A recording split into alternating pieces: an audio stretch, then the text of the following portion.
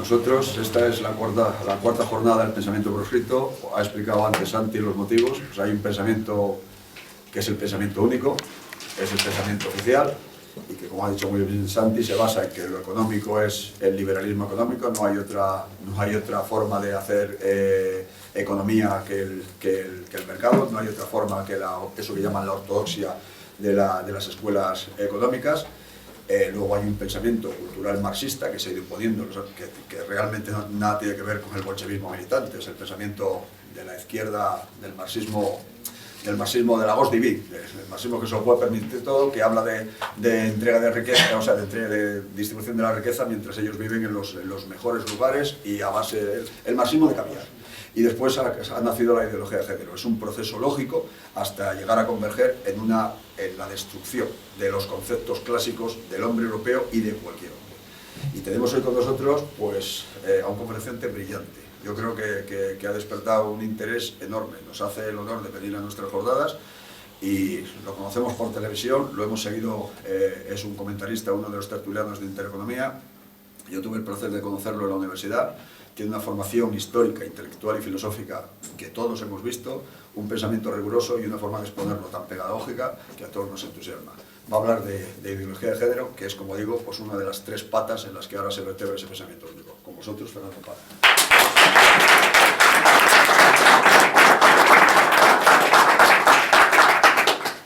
Bueno, pues mil gracias a todos por estar aquí, a Pedro Pablo por su generosidad en la presentación, un poco ruborizante, y empezar con esto. Le comentaba a Pedro hace un momento que yo creo que lo más operativo es que sea yo lo más breve posible, pues hablar un ratito y luego, pues en cuanto a las preguntas, que preguntéis todo lo que queráis, todo el tiempo que sea menester.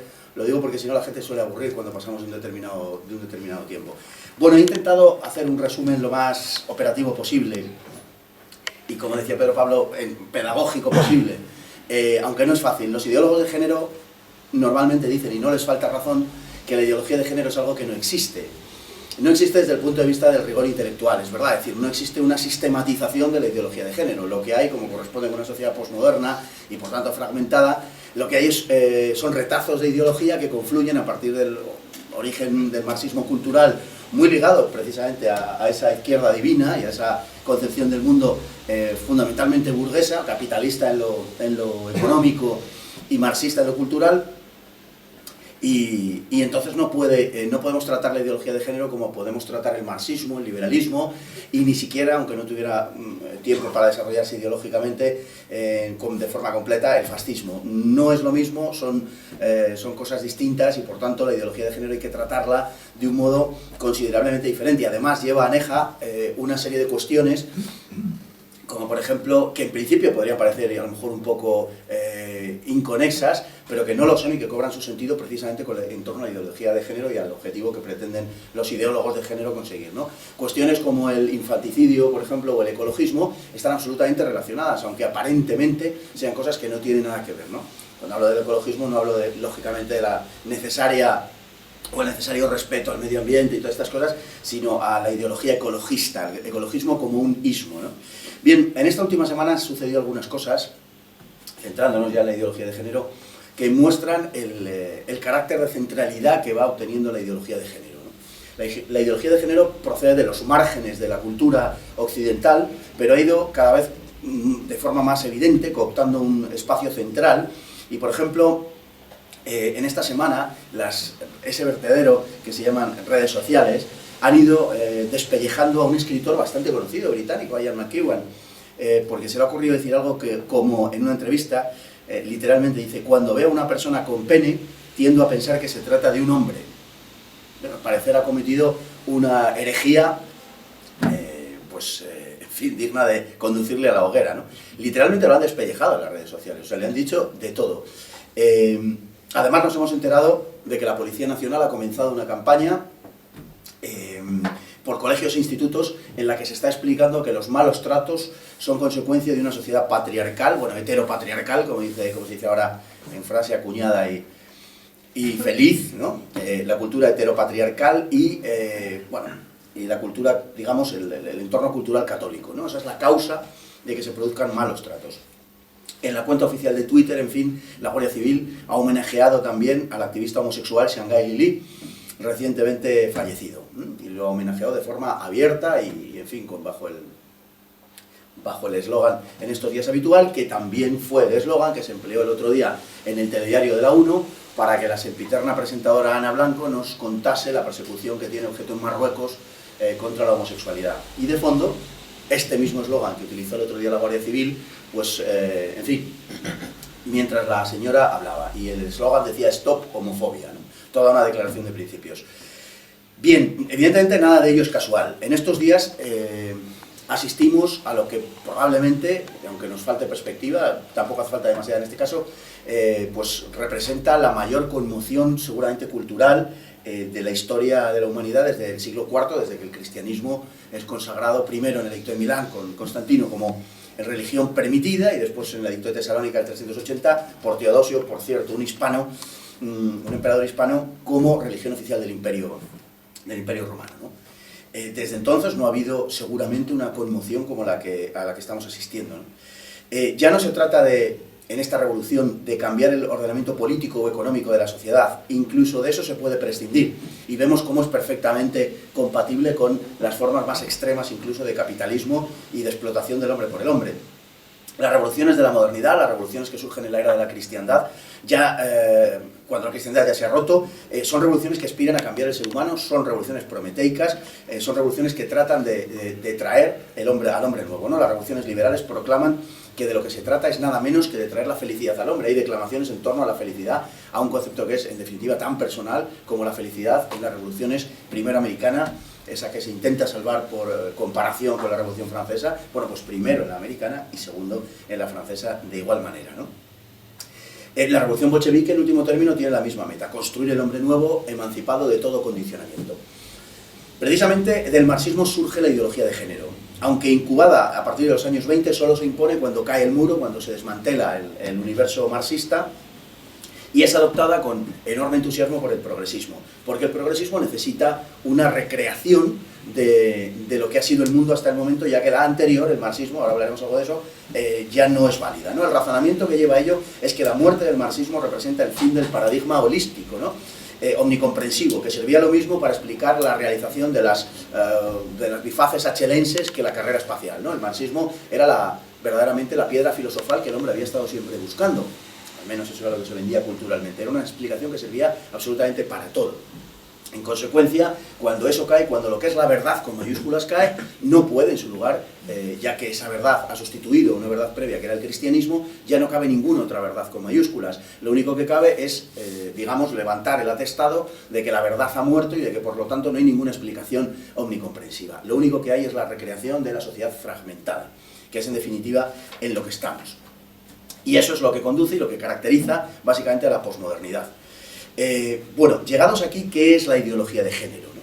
Es muy difícil tratar de resumirla y es muchísimo más difícil tratar de definirla, pero podemos dar algunas pinceladas al respecto. En primer lugar, decir que no existe una formulación sistemática, como ya hemos dicho, lo que algunos han aprovechado, lo que los ideólogos de género han aprovechado para decir que no existe la ideología de género. Bueno, no, lo que no existe es de forma sistemática, pero es evidente que sí existe. Por lo menos como resultante de una serie de ideologías fragmentadas. Porque, aunque construida a partir de retazos, es una consecuencia de la filosofía relativista y la piedra angular de la ideología de género es la filosofía de Nietzsche. No es una casualidad que todos los filósofos de género sean nietzscheanos. Toda la formación de todos los filósofos de género es Nietzsche. No hay nada fuera de nosotros, nos dirán, que sea objetivo y por tanto todo está conformado con nuestra voluntad. Por lo que la realidad es cosa de cada cual. Hemos matado a Dios y ahora solo quedamos nosotros. Pero nuestro vivir no es un simple existir, como creía Schopenhauer, un existir que al final conduce a la melancolía y conduce a la tristeza, sino la afirmación de una voluntad que no es la voluntad de vivir, sino la voluntad de poder, la voluntad de afirmar, la voluntad de prevalecer. Nada nos determina, según esta visión del mundo, nada nos puede determinar, nada nos puede decir lo que somos, y desde luego no ese Dios que no existe, sino ni siquiera tampoco la naturaleza. Solo yo me determino, solo yo decido quién soy y lo que soy.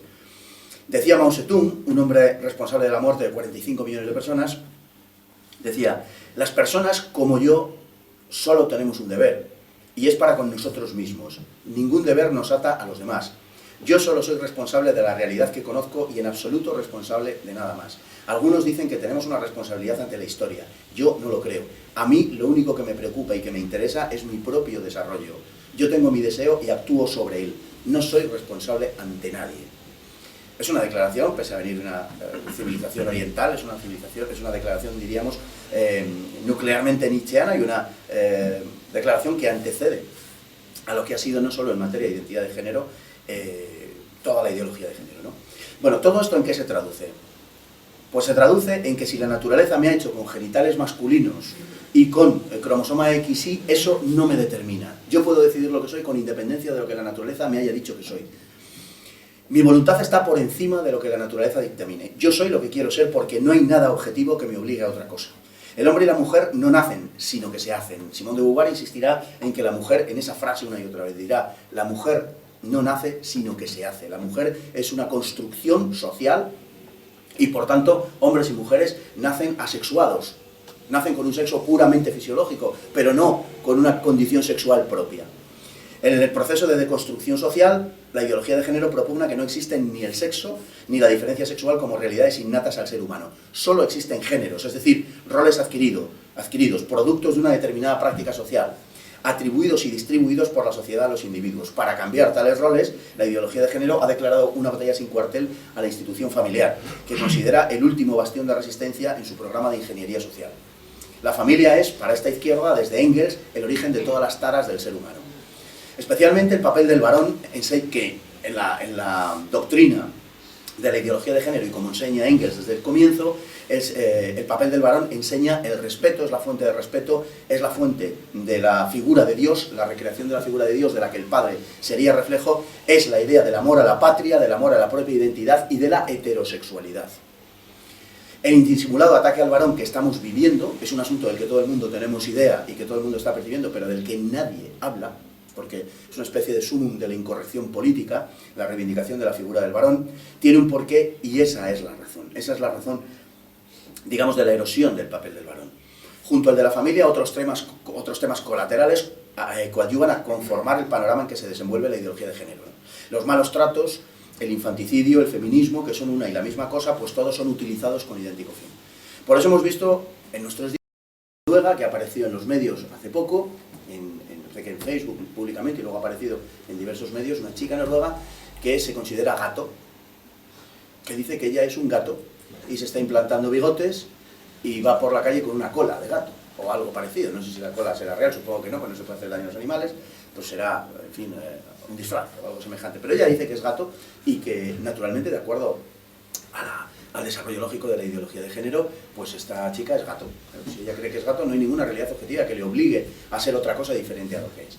Y también ha aparecido una persona, un transexual en Sudamérica, que después de decidir que es transexual, pues ha decidido que es dragón y se ha operado incluso para ponerse escamas en la cara, ¿no? También ha aparecido recientemente en los medios. Desde el punto de vista de la asunción de la ideología de género, la negación de toda verdad objetiva, de ninguna verdad fuera del sujeto, obviamente eso es así. Estamos ante un gato y ante un dragón. Supongo que tendremos que creerlo, ¿no? Bueno, en otra época esta gente hubiera ido a parar a un manicomio, ¿no? Una institución que se hubiera ocupado mejor que peor de su situación mental, pero claro, ¿cómo hacerlo hoy cuando desde los años 60 la antipsiquiatría asegura que la locura no existe y que no hay más que puntos de vista distintos, por lo que hemos considerado hasta ahora locura no es más que un punto de vista alternativo y minoritario? Si recuerdan o si recordáis la novela de 1984 de Orwell, ¿cómo se definía el loco? El loco era una minoría de uno.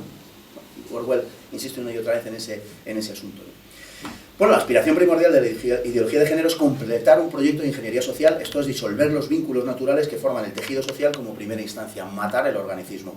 La herencia marxista se percibe nunca mejor que en la idea de que las relaciones entre sexo son relaciones de dominación. Se traspasa la lucha de clases, finalmente fracasada por lo que parece, en el plano teórico y práctico, se traspasa a la lucha de sexos. La ideología de género y el feminismo recogen la herencia ideológica de la ominosamente naufragada lucha de clases y la ideología de género afirma que la distinción entre hombres y mujeres es puramente social, por tanto.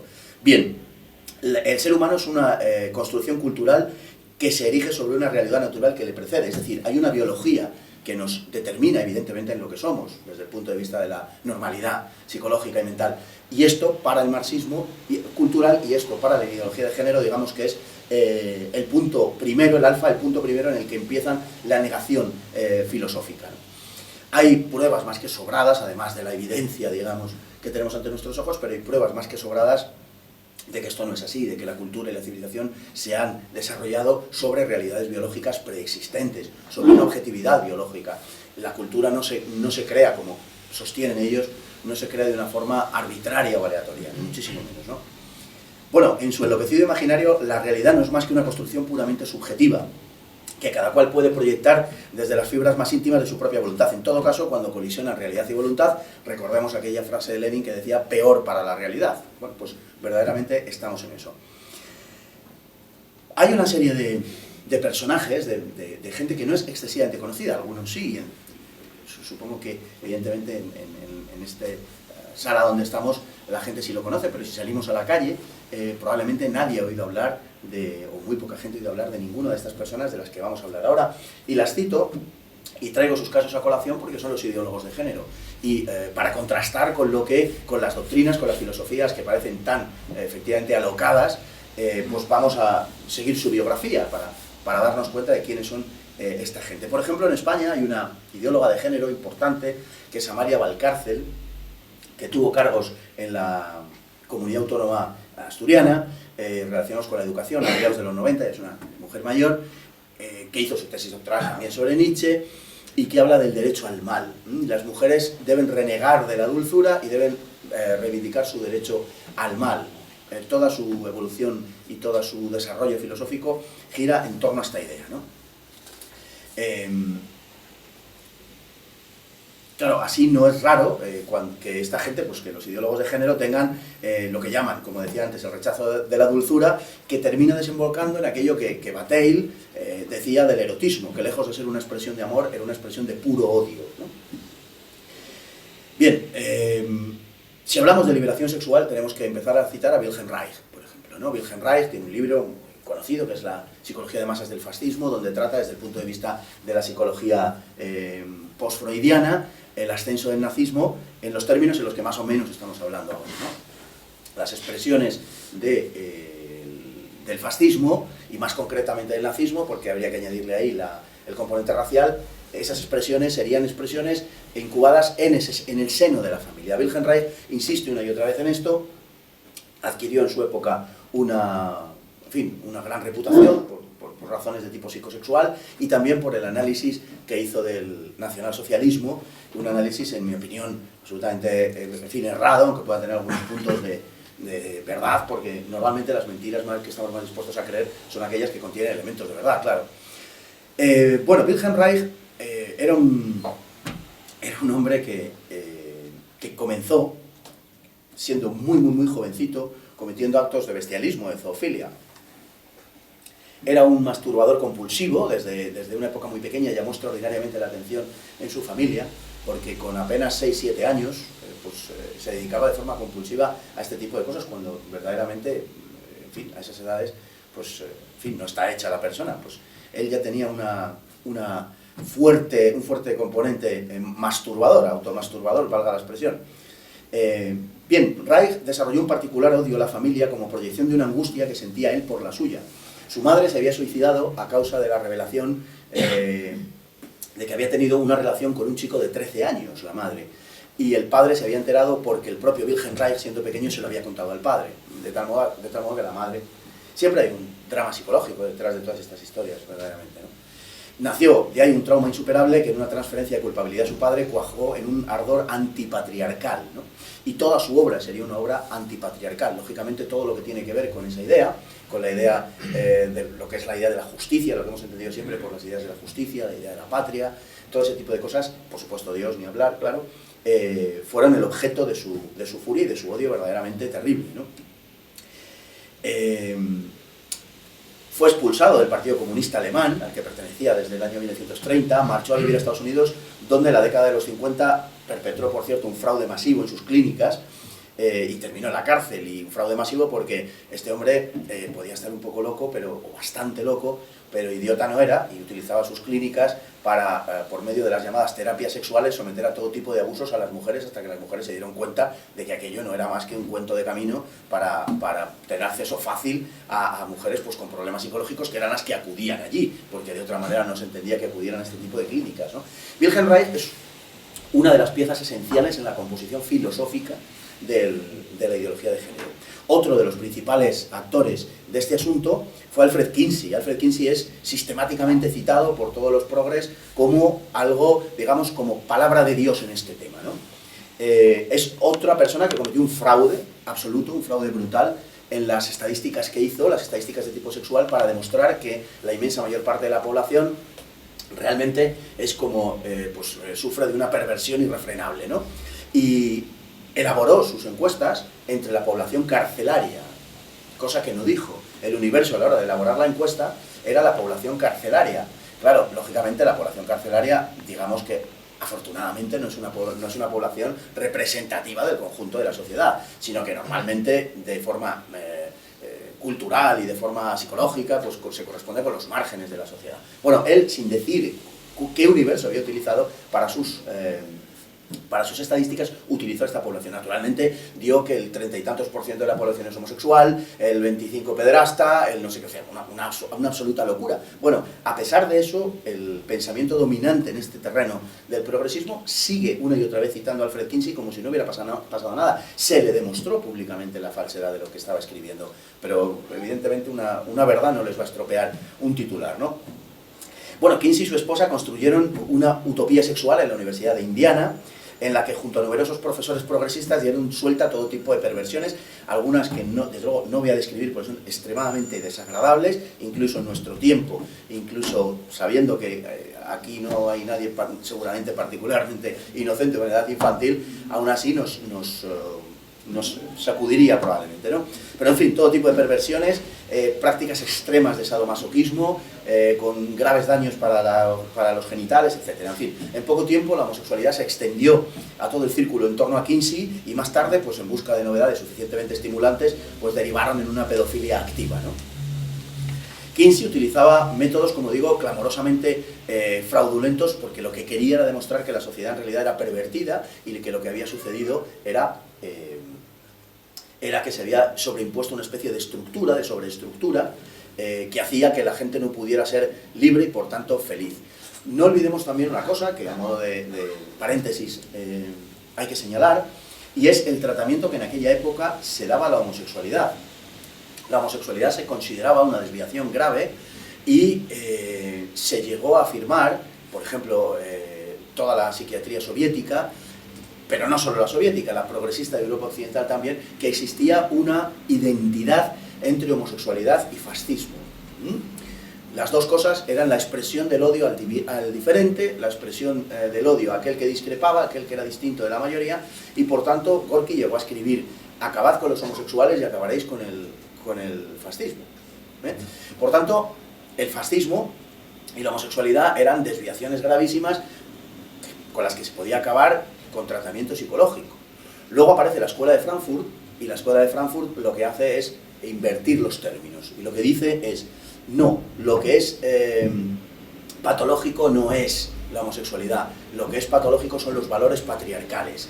Por tanto, la homosexualidad no es como se creía, incluso el propio Sartre llegó a escribir sobre esa identidad de fascismo y homosexualidad, sino todo lo contrario. Pero les costó 30 o 40 años llegar a la conclusión que, como digo, de la Escuela de Frankfurt, llegar a la conclusión contraria, llegar a la conclusión de que la homosexualidad era lo aceptable y que realmente lo heteropatriarcal que se dice a partir de entonces, y que hoy, como vemos, se ha puesto de moda, lo heteropatriarcal es lo verdaderamente perverso, ¿no?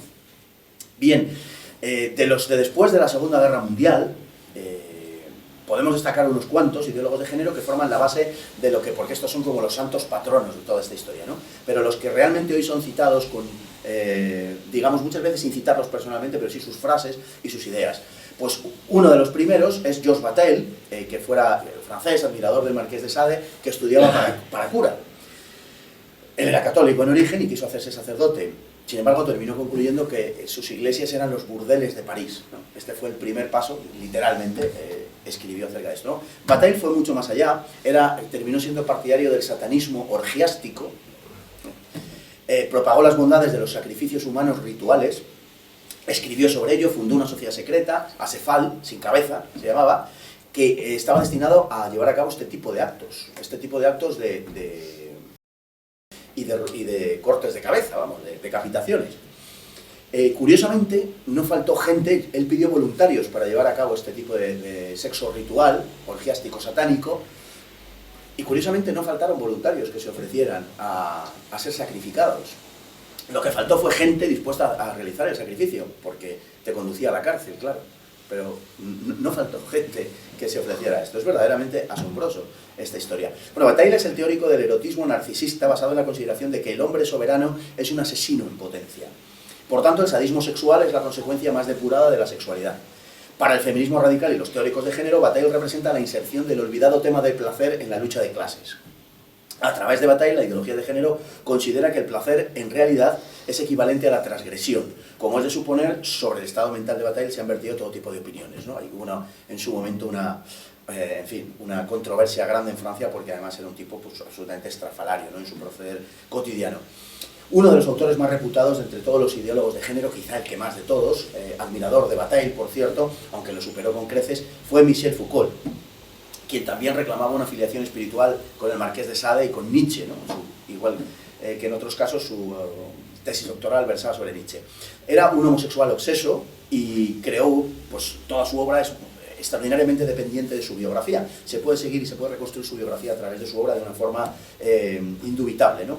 Foucault, también militante del Partido Comunista durante unos años, la etapa que él consideraba como la de conocimiento filosófico y generación de la filosofía propia, fue iniciado en Estados Unidos en el sadomasoquismo homosexual y en el consumo masivo de drogas de todo género, ¿no? Hoy es el referente intelectual de homosexuales, bisexuales, transgéneros, lesbianas, etc., ¿no? Es probablemente el más considerado de todos los ideólogos de género. Michel Foucault es seguramente el que más reputación tiene y el que ha llegado más alto, digamos, en sus concepciones filosóficas, quizá el más serio de todos, ¿no? Bueno, sobre su estado mental, y ya digo que este tipo es el más serio, basta decir que en sus años más jóvenes llevó a cabo varias tentativas de suicidio, que hay testimonios de que perseguía a sus compañeros de universidad con una daga en la mano, y que concibió tan intenso odio por su cuerpo que en varias ocasiones compró cuchillas de afeitar para arrancarse la piel, para despellejarse. Se encontró en cierta ocasión una soga en su cuarto, pues dispuesta para el ahorcamiento, o sea, hecha para suicidarse, ¿no? Es decir, fue una persona que en varias ocasiones intentó suicidarse y desde luego dañarse de forma extrema, ¿no? Murió de SIDA en 1984 después de haber sufrido un gravísimo accidente de tráfico por causa de su politoxicomanía. Era un consumidor compulsivo también de todo tipo de drogas, ¿no? Bueno, hemos dicho que no existe un solo creador de la ideología de género, que hay muchos, pero podemos recorrer las ideas comunes y algunas instituciones. Por ejemplo, es muy conocido el caso de Margaret Sanger, ¿no? La creadora de Planned Parenthood, la gran multinacional del aborto, de triste actualidad por todo lo que ha sucedido en Estados Unidos, con la venta de órganos de niños abortados. Y esta mujer, bueno, que era una auténtica ninfómana, se acabó abandonando a su familia, tuvo varios hijos y los acabó dejando a pesar de que tenía muchísimo dinero, era multimillonaria. Sus hijos vivían en la absoluta indigencia, porque se pasaba todo el día, pues, en fin, teniendo relaciones sexuales, ¿no? De forma también irrefrenable. Sanger identificó la ruptura de la moral tradicional con una apasionada defensa de la eugenesia, Fue una mujer que además tuvo en origen algunas palabras positivas hacia el nazismo, también porque era una racista antinegra militante, y concibió, de hecho, su obra de Planned Parenthood en gran medida y se ha aplicado así para el aborto de la población negra. De hecho, hoy en Estados Unidos, la población negra, con mucha diferencia, es la que perpetra un mayor número de abortos, ¿no? También, obviamente, por razones de tipo económico, ¿no? Esta señora, como decimos, pues terminó sus días en un delirio alcohólico y tuvieron que ingresarla en una clínica. Ella se había casado con un millonario y luego tuvo relaciones con varios de ellos que la mantuvieron muy bien y que fue de hecho el origen de la fortuna que ha dado lugar a la multinacional de Planned Parenthood, que además, es importante decirlo también, es una de las principales fuentes de financiación de los candidatos demócratas a la Casa Blanca, a la presidencia de Estados Unidos. Lo ha sido con Obama y lo ha sido de forma muy visible, digamos, muy gráfica con Hillary Clinton. Hillary Clinton además ha salido defendiendo a Planned Parenthood en varias ocasiones, pero sobre todo es una de las fuentes de ingresos fundamentales de esa candidatura. Hillary Clinton es la mujer que se ha dedicado en los últimos años a imponer la ideología de género por todo el mundo y los programas de aborto, condicionando la ayuda al desarrollo en Hispanoamérica a la aceptación por parte de los estados de las políticas de salud reproductiva, eufemismo para el aborto. Y lógicamente eso está impulsado por Planned Parenthood, vendiendo además unas ideas y unas teorías que son no solamente palmariamente falsas, sino que los propios fundadores de Planned Parenthood han reconocido. Simplemente haré una cita diciendo que uno de los principales, en los años 70, reconoció abiertamente en público que la distribución de preservativos no haría disminuir el número de abortos, sino al contrario, los multiplicaría, porque el primer efecto que tienen los preservativos es la multiplicación de las relaciones sexuales, fuera de los cauces establecidos, digamos. En consecuencia, esa multiplicación de las relaciones sexuales a lo que conduce es a un mayor número de embarazos. Hay estudios absolutamente serios en Estados Unidos que muestran cómo los estados de Estados Unidos en los cuales se imparte educación sexual son estados en los que hay un número de aborto mucho mayor que los estados en los que no hay esa educación sexual obligatoria. Bien, entre paréntesis se ha dicho. Bien, bisexual fue Margaret Mead, una mujer también que contribuyó muy poderosamente a la difusión de estas ideas, antropóloga, que elaboró uno de los fraudes de más largo recorrido también de la historia, el fraude de la idílica Samoa. Se fue a Samoa en los años 20, Samoa estaba donde está, evidentemente, pero entonces estaba más lejos, porque era mucho más difícil llegar a Samoa, ¿no? Y entonces se inventó que en Samoa la sociedad era libérrima, que lejos de las garras del cristianismo, pues la gente allí vivía sin ningún tipo de cortapisas, su sexualidad de forma absolutamente libre, etc., ¿no? Años después se descubrió la verdad, ¿no? El sonrojante descubrimiento de la mistificación que había llevado a cabo Margaret Mead, porque la samoana en realidad era una sociedad notoriamente represiva, y sin embargo es otro caso como el de Kinsey, en donde es sistemáticamente citada como una especie de fuente de toda la sabiduría antropológica. Bueno, una de las principales feministas que se ha ocupado particularmente también de esta cuestión de la ideología de género ha sido Shulamit Firestone, quien hizo de la supresión de la familia su auténtica obsesión, su objetivo prioritario. Para Shulamit Firestone, la maternidad, dice, representa la opresión radical que sufre la mujer, la servidumbre reproductiva determinada por la biología. En esa frase se condensa perfectamente cuál es la visión que tienen, ¿no? La servidumbre reproductiva determinada por la biología. Luego hay que ponerse contra la biología, hay que negar la biología. Es autora de un célebre libro que se vendió muy bien en los años 60, La dinámica del sexo, y en 1970 se determinó que estaba mal de la cabeza y fue internada en una clínica psiquiátrica. Todavía hoy está en una clínica psiquiátrica, la buena mujer no ha muerto. Otra de las grandes de nuestra época, ya muy cercana, ya de los años 80-90, estuvo hace 4 o 5 años aquí en Madrid, es Kate Millett, una fervorosa militante maoísta, ¿no? Y que se casó con un japonés, y que se convirtió en lesbiana, porque una gran parte de las lesbianas no son lesbianas porque les atraigan las mujeres, sino que son lesbianas por razones ideológicas, porque desprecian al hombre hasta tal punto que consideran que el hombre no sirve ni para la sexualidad. Entonces ellas no tienen realmente una atracción por las mujeres, la tienen por los hombres, pero no pueden permitirse tener relaciones sexuales con los hombres. La última tendencia en el lesbianismo militante es que es cuidar muy mucho, ¿no? Y esto no es una broma, en la disposición a la hora de tener relaciones sexuales en la cama. Ninguna debe estar encima de la otra, porque eso es un acto de dominación, y por tanto las relaciones hay que mantenerlas en paralelo. Bien, pues Kate Millett fue la creadora del lesbianismo a modo de compromiso político, fiel al concepto genuinamente feminista de que lo privado también es político. Hay pocas expresiones más acabadas de lo que es el totalitarismo, ¿no? Lo privado también es político. El tiempo no ha minorado la radicalidad de sus postulados, ¿no? Bueno, esta mujer también está aquejada de un grave deterioro mental, ha sido internada también en una institución psiquiátrica y ella misma ha pedido que se la vigile las 24 horas porque se quiere suicidar, y porque tiene tendencia al suicidio, pero no quiere morir, por otro lado, ¿no? Se quiere suicidar pero no quiere morir, lo cual es ciertamente complicado, ¿no? En el progresista mundo de las universidades norteamericanas nadie le dio trabajo en su momento porque, en fin, su estado mental pues lo impedía, y eso no ha hecho más que agravar, claro, su estado. Una de las amigas de Kate Millett era Elizabeth Fisher, una clásica bohemia radical del Greenwich Village, ¿no? de plan hippie, ¿no? de todas estas cosas, que fundó AFRA, el primer periódico literario feminista probablemente del mundo, pero con seguridad de Estados Unidos, que terminó suicidándose, como también hizo su amiga íntima María del Drago, de origen cubano, si no recuerdo mal, y también su otra amiga, el grupo de 4, Ellen Frankfurt, que se suicidó en el año 87, cuando cumplió los 50 años determinó que ya había vivido demasiado y se suicidó. Es decir, del grupo de las 4, una está en un psiquiátrico y a 3 no les dio tiempo porque se suicidaron. Bien, entre las más importantes de finales del siglo XX se encuentra Germaine Greer. Esta es quizá entre las feministas, después de Kate Millett, es quizá también la más citada. Es un claro exponente de la viva contradicción radical. Es autor de un libro que se llama La mujer eunuco, que tuvo una gran tirada, porque en el libro plantea una cuestión tan sustantiva como las diferencias, como la lucha que se establece en las mujeres en función de los tipos de orgasmo, ¿no? Y habría una lucha de mujeres entre las mujeres de orgasmo vaginal y de orgasmo clitoridiano o clitorideo, que de las dos formas creo que se puede decir.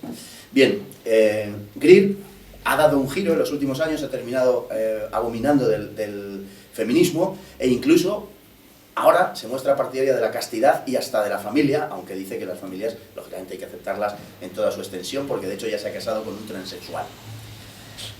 Bueno, al final esta mujer, que tenía alguna seriedad intelectual en origen, ha terminado en la edición británica de Gran Hermano, o sea que con eso creo que es un adecuado final, en cualquier caso, ¿no? Bueno, pues por ir terminando, ¿quién promueve toda esta locura, no? La intelectualidad de izquierda, la intelectualidad progresista en términos intelectuales, ¿no? El progresismo en términos intelectuales. Hoy en día una gran parte de esa, bueno, es que decir intelectual y derechas es un oxímoron, pero, en fin, quiero decir, algunos intelectuales que no son de izquierdas, lo han asumido con absoluto entusiasmo, y dejando eso al margen, que ya más o menos lo hemos visto, una serie de organismos internacionales, organismos públicos como Naciones Unidas o nacionales como los Estados Unidos, y una cosa muy importante que muchas veces no se cita porque no interesa, porque estamos en la era en la cual parece que todo lo público es malo y lo privado es bueno, casi por definición, por naturaleza, pues hay que decir que esto está impulsado muy poderosamente por fundaciones privadas, por fundaciones de multimillonarios, por las fundaciones de Rockefeller, de Bill Gates, de Ted Turner, de los grandes multimillonarios norteamericanos. Todos ellos promueven el control poblacional a través del aborto, la homosexualidad, la hipersexualidad, el feminismo, el ecologismo, la eutanasia. Todo eso son factores, digamos, coadyuvantes de la ideología de género. La política exterior norteamericana, siempre al servicio de la plutocracia, del poder del dinero, que impone en nuestros días, como decíamos, la adopción de ese tipo de políticas para poder recibir ayuda externa, ayuda al desarrollo, ¿no? Como digo, sobre todo en Hispanoamérica. Millonarios que están al frente de las mejores fundaciones dotadas económicas del mundo son los impulsores. El objetivo es el control de población, en el que están implicados las grandes fortunas que estiman que para sus intereses la cantidad de población existente en el planeta es excesiva. Y lógicamente, de donde hay que quitar población es para empezar del tercer mundo, y luego, pero también del primero, y rellenar la población del primer mundo con población procedente del tercero. Esto es una de las explicaciones de que los mismos que están impulsando esto son los mismos señores que impulsan los movimientos de desplazamiento de población, a los que estamos asistiendo en las últimas fechas, ¿no? Promocionan la contracepción y el aborto por todo el mundo, introduciendo la primera para demanda del segundo, como habíamos dicho antes, ¿no? Fue John Rockefeller III quien comprendió en los años 60, gracias a John Dunlop, que las políticas de control de población en un occidente hiperindividualista debían basarse en la llamada ampliación de derechos de la mujer. La campaña internacional en favor de la planificación familiar no daba resultados, fue un fracaso en los años 60 y 70. Y por tanto fue cuando se empezó a hablar de esa frase que tanto hemos oído, sobre todo durante la época de José Luis Rodríguez Zapatero, y que ha quedado hasta el día de hoy, de la ampliación de derechos. En este caso, de derechos de la mujer, que se vende bien, ¿no? La Fundación Rockefeller tiene una influencia en numerosos gobiernos de forma muy directa, como en el gobierno norteamericano de forma evidente, y la Fundación Rockefeller es la que nuclea, no solo, pero la fundamental, el Club Bilderberg, y tiene una influencia indirecta muy poderosa sobre la totalidad de gobiernos occidentales, contando, por supuesto, los nuestros, si es que el nuestro es gobierno y es occidental. Bueno, otro de los magnates al frente de estos programas es Ted Turner, ¿no? El creador de la CNN, que ha levantado la Fundación de las Naciones Unidas, a la que dotó solo de entrada de $1.000 millones, que es la tercera parte de su fortuna originaria, según estimación de la revista Forbes, por cierto, que ha convertido a la ONU en un organismo servil a sus designios, ¿no? Bueno, desde el año 90 viene promocionando los planes globales de control de la natalidad, es uno de los grandes financiadores de Planned Parenthood, de la Federación Americana de Planned Parenthood, también está detrás del grupo de Catholics for a Free Choice, en fin, Fondo Global para las Mujeres, el Instituto Alan Goodman y de Greenpeace. Es uno de los que están detrás de Greenpeace. Planned Parenthood le concedió en el año 2004, hombre, es el que paga, el premio Margaret Sanger, que reconoce sus esfuerzos a favor del aborto en todo el mundo. Se centran sobre todo en la promoción del aborto entre las clases bajas. El multimillonario George Soros, que ha donado también 100 millones de dólares a Human Rights Watch para promocionar el aborto y para que se considere el aborto un derecho humano. En fin, así es. Que no competiría a nadie más sino a la mujer embarazada y no al varón ni al Estado, solamente a la mujer. Bien, George Soros, como sabemos, ha sido acusado públicamente por parte de Víctor Orbán de ser el promotor de la emigración de los desplazados del Próximo Oriente a Europa, y George Soros lo ha reconocido públicamente, por tanto no se trata de ningún tipo de conspiranoia ni nada parecido. En fin, parte de este programa pasa por la promoción del ecologismo más radical y una ideología animalista que relativiza al ser humano en función de la duración de vida al planeta. Aunque lo presentan como un sentimiento pleno de sensibilidad, cada vez esconde menos que se trata de una feroz humanofobia que concibe al ser humano como un elemento subordinado a las necesidades de la Tierra. Ted Turner, el creador de la CNN, ha llamado a los gobiernos a adoptar el modelo chino de la obligatoriedad de un solo hijo, aunque ahora los chinos lo han revisado porque se dan cuenta de que en el año 2045-2050 va a ser insostenible la economía china de seguir con esa política, alegando que es la única medida capaz de salvar al medio ambiente. Por cierto, China justifica la política del aborto obligatorio en que hay menos emisiones de CO2. Es decir, hay una relación evidente entre una cosa y la otra. Bien, para uno de los teóricos del control de población, Paul Ehrlich, que fue recientemente recompensado por la Generalidad de Cataluña con un premio, no recuerdo el nombre, pero vamos, con un premio que todos los años otorgan, hay varias especies de réplica catalana de los Nobel, valga la comparación, en fin, poco afortunada seguramente, pero en fin, se recompensó a Paul Ehrlich con uno de los principales premios de humanidades, eso es. Bien, el crecimiento de población para él es como un cáncer que hay que sajar. Paul Ehrlich es ya una persona muy mayor, lleva 50 años diciendo que el mundo se encamina hacia una bomba demográfica, hacia un estallido, y él predijo que para 1970 habría habido guerras civiles en Estados Unidos y en Gran Bretaña relacionadas con el aumento de población. A pesar de que sus vaticinios parece que son poco serios, no para de recibir premios, ¿no? Bien, Paul Ehrlich dice que hay que acabar con ese control, con ese crecimiento de la población, y literalmente dice que hay que tomar decisiones brutales y despiadadas. Puede que el dolor sea intenso. Pues a aquellos que dicen que el gobierno no debe nunca inmiscuirse en asuntos tan privados como el número de hijos que una pareja decide tener, puede que les espere una sorpresa muy desagradable en muy poco tiempo. Bien, el biólogo David Graeber anhela el pronto castigo del hombre y espera que los virus escarmienten la osadía humana de comer del árbol de la ciencia del bien y del mal. Ni la felicidad humana ni su fecundidad son tan importantes como un planeta natural. Somos una plaga para nosotros mismos y para la Tierra. Debemos desaparecer. En esa idea del ser humano como una plaga coincide con Greenpeace, que en su panfleto El paraíso perdido, cuenta regresiva para la destrucción, así se llama, asegura que el hombre ha multiplicado sus miembros a proporciones de plaga, eliminando 500 especies de animales como una bestial criatura. Yo tuve ocasión de hablar con gente de Greenpeace en un coloquio, y vinieron a reconocer casi de forma abierta que había que disminuir de la forma que fuera la población humana, y que incluso, puestos a elegir entre la superpoblación y la eliminación de la especie humana, habría que optar por la eliminación de la especie humana. Concretamente le dije, bueno, vosotros habláis del ser humano como de una plaga.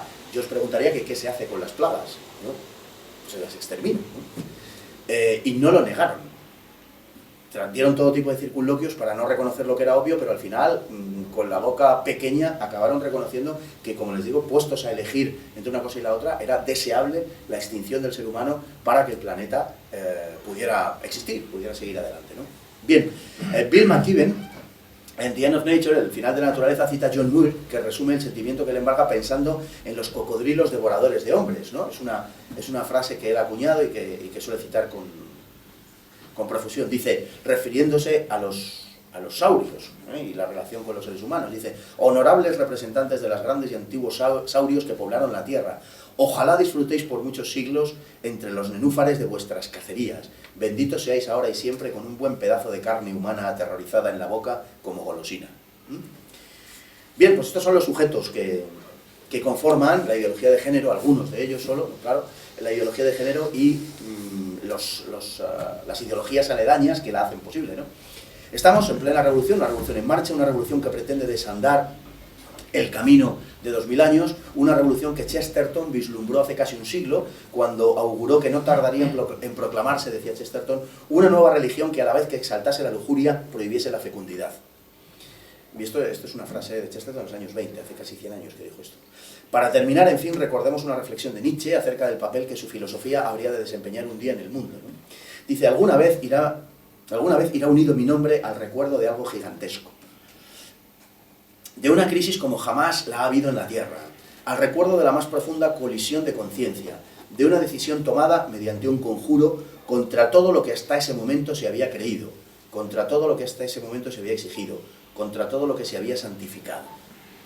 En medio de esa crisis cósmica que sacude las conciencias de la humanidad y que nos muestra que nada es bueno ni malo, ni bello ni feo, ni acertado ni equivocado, ni verdad ni mentira, en medio de esa crisis en verdad gigantesca es donde estamos hoy.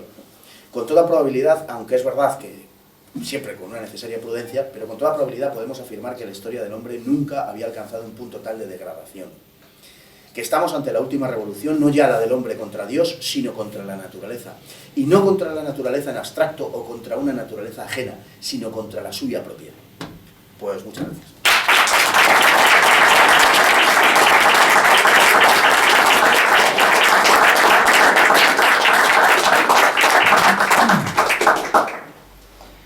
Bueno, yo lo primero quería felicitarte por esta reveladora y clarividente exposición, esta conferencia. A mí me ha ilustrado sobre aspectos que desconocía.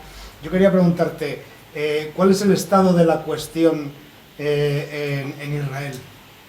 Es decir, en Israel se potencia, se permite, se implementan este tipo de políticas, porque yo tengo alguna información en el sentido contrario.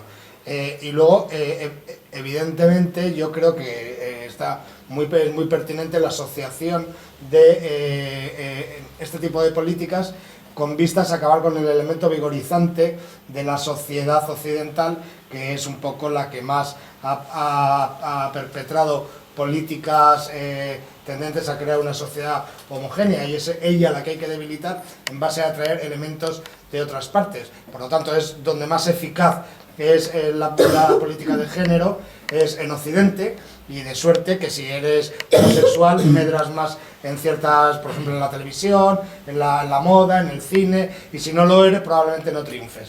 En Israel, donde la inmigración está prohibida, como no seas judío, es decir, ellos no se traen a nadie de Siria en un barco, ocupan una zona de Israel, pero una zona de Siria, pero ellos no admiten refugiados. El tema del género, de la homosexualidad, etcétera, ¿eso cómo se lleva? ¿Tú eso lo sabes? ¿Nos puedes ilustrar algo? Algo. En Israel, evidentemente primero, la sociedad israelí es una de las sociedades con mayor número de gente que se confiesa materialista.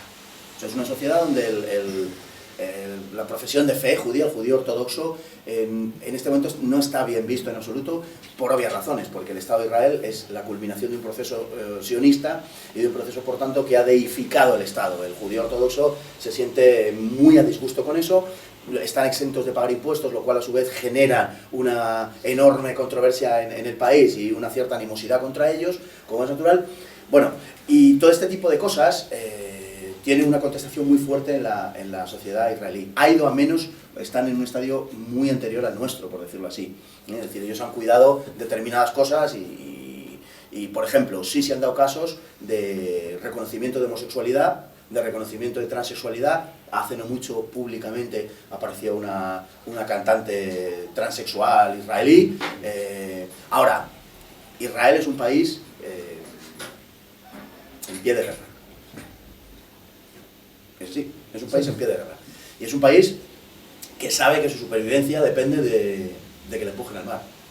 Es un país en el cual los 6 millones y pico de habitantes, por lo menos los que están en edad militar, están casi en permanente movilización. Y hasta donde yo sé, lo que pasa es que esto es de hace unos años, no podría decir exactamente en este momento, pero hasta donde yo sé, no hay reconocimiento. Bueno, hay una sociedad israelí, digamos, la que está en Tel Aviv, la que está en Haifa, la que está digamos, en las zonas desarrolladas, la que está en la sociedad secularizada, que funciona de una manera y la otra sociedad funciona de otra manera. No es lo mismo Jerusalén que Tel Aviv, pero sí es verdad, yo estoy en Tel Aviv y sí es verdad que se ve por la calle elementos abiertamente homosexuales, ¿sí? O sea, en ese sentido, quieras que no, ha impregnado, porque al final la cultura judía israelí está muy secularizada y en cierta manera sufren también los embates que estamos sufriendo nosotros. Tanto como aquí, no. Tanto como aquí, no. Tanto como en Estados Unidos, no. Tanto sobre todo, tanto como en España, no. España es el primer país del mundo en esto. Es el primero. De hecho, la Comunidad de Madrid acaba de plantear lo de cuestión de los bienes de alquiler, que por ejemplo la Unión Europea había desaconsejado. Bueno, hemos ido más allá, le hemos tirado de las orejas a la Unión Europea por no ser lo suficientemente progre. O sea, lo que está pasando en España no tiene comparación. Pero hasta donde yo sé, en cuanto a Israel, en la parte de la sociedad más secularizada, sí se ven elementos públicamente de ese tipo. O sea, yo sí los he visto. Gracias. Sí. Es que hablando de eso de Israel, hay dos hechos que son trascendentales. Eso que has dicho tú del materialismo, que es cierto, un enfrentamiento entre la población materialista y la ortodoxa. Segundo, Israel tiene uno de los movimientos pacifistas, antimilitaristas más importantes del mundo, y la comunidad homosexual en Tel Aviv está mayor que la de, quiero decir, mayor relativamente en términos de población que la de San Francisco. Tienen muchos locales, muchísimos locales. Y es conocida que esa comunidad tiene una potencia igual que la homosexual en esto. Luego, el mal les ha llegado, sí.